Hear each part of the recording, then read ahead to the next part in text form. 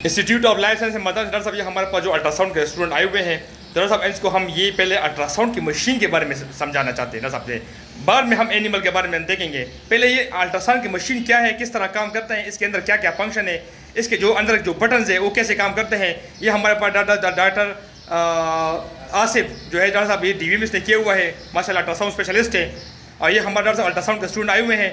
Doctor साहब जो है ना ये भी हमारे पास DVM के स्टूडेंट हुए हैं, ये भी अल्ट्रासाउंड सीखने आए हुए हैं डॉक्टर साहब, ठीक है ना। तो डॉक्टर साहब देखना पहले उसको, ये भी हमारे पास DVS का स्टूडेंट है, तो डॉक्टर साहब देखो ना ये सीखने के लिए आए हुए हैं माशाल्लाह से। तो हम डॉक्टर साहब पहले इसको हमने ये मशीन के बारे में देखो ना, पहले इसको हम ये थ्योरी सिखाते हैं। देखो इसके हर बटन की क्या क्या फंक्शन है और उसके हर फंक्शन में और इसके साथ उसके मशीन हमने यहाँ पे ओपन किया हुआ है डॉक्टर साहब, ठीक है ना। तो हम पहले इसको मशीन के बारे में डॉक्टर साहब जो है ना उसको समझाना चाहते हैं। आज डॉक्टर साहब ने सब कुछ समझा दिया। अभी मैं अपने जो अल्ट्रासाउंड के जो स्टूडेंट है इससे मैं पूछना चाहता हूँ साहब, आप अल्ट्रासाउंड के बारे में आपने मशीन के बारे में क्या सीखा, मुझे बताइए शाबाश। आज का जो हमारा क्लास था वो था कि अल्ट्रासाउंड मशीन काम कैसे करता है, इसमें जो फ्रिक्वेंसी हम यूज़ करते। पहली बात है कि इसमें हम रेगुलर प्रोब को इस्तेमाल करते हैं। इसमें हमारे पास 7.5 6.5 और 5 मेगाहर्ट्ज़ की फ्रिक्वेंसीज हम यूज़ करते। उसके अलावा जो है ना इसमें हम फ्रिक्वेंसी को मतलब जब इस तरह से सेट कर लेते तो फिर हमारे पास जो तस्वीर आती है उसकी हमने सेटिंग करनी होती। उसके लिए बस हमारे पास जो आसान सी चीज़ है, एक गेन का बटन होता है, उसको अगर हम 8 पे रखेंगे तो वो मतलब उसका सबसे अच्छा रिजल्ट। अच्छा डॉक्टर साहब आपने बता दिया कि फ्रीक्वेंसी यहाँ पे मुख्तलिफ किस्म की फ्रीक्वेंसी पे काम करता है, तो सबसे बेस्ट फ्रीक्वेंसी कौन सी वाली है? सबसे बेस्ट जो है वो हमारे पास 6.5 मेगाहर्ट्ज़ 6.5 मेगाहर्ट्ज़। जी जी। अच्छा डॉक्टर साहब ये मुख्तलिफ किस्म फ्रीक्वेंसी पे काम करता है डॉक्टर साहब, ठीक है ना। ये हर एनिमल के लिए मुख्तलिफ हो जाता है, वो फिर आप यहाँ पर प्रैक्टिकल में इंसान सीख जाता है। अच्छा दूसरी, अच्छा डॉक्टर साहब मुझे अभी यहाँ पे आपने या अच्छा बताइए गेन। अच्छा जब हम गेम के बटन का जो हमारे पास फंक्शन है वो यही है कि हमारे पास जो इमेज आ रहा है उसको हमने किस तरह क्लियर करना है, उसमें सफ़ेदी ज़्यादा है या उसमें डार्कनेस ज़्यादा है, उसको कम ज़्यादा करने के लिए बस हम गेम की तरफ जाते। फिर गेम का अगर हमने सेट करे तो फिर दूसरी। अच्छा डॉक्टर साहब गेन का बटन मुझे दिखाई दे रहा है यहाँ पे, गेम का बटन जो यहाँ पर आ जाता है डॉक्टर साहब देखिए ये। अच्छा आप देखो ना इस गेन का बटन जो है ना इसमें आपको डॉक्टर साहब बताएं इसमें क्यों सी ये सबसे ज़्यादा जो क्लियर पिक्चर दिखाए आपको, वो 8 से शुरू होता है और 40 तक ये चला जाता है। लेकिन ये कंपनी से जो 8 है वो तो मतलब 40 पे फिट होता है, लेकिन ये आपकी मर्जी है कि आप किस तरह से इसको कम ज़्यादा करना। Very good. फिर दूसरे नंबर पे हमारे पास जो आ जाता है वो गेंद के बाद डेप्थ है।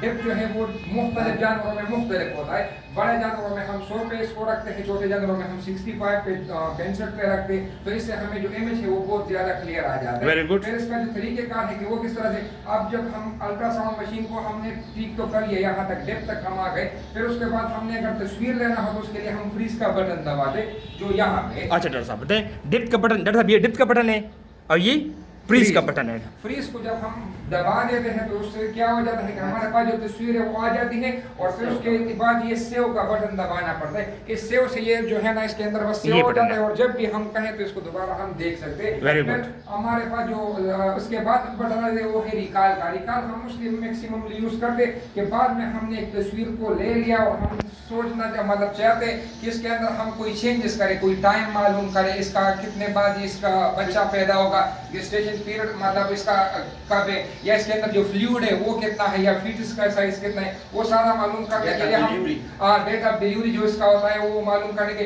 तो उसके लिए हम रिकॉल पे चले जाते हैं। रिकॉल का बटन यहाँ पर ये है,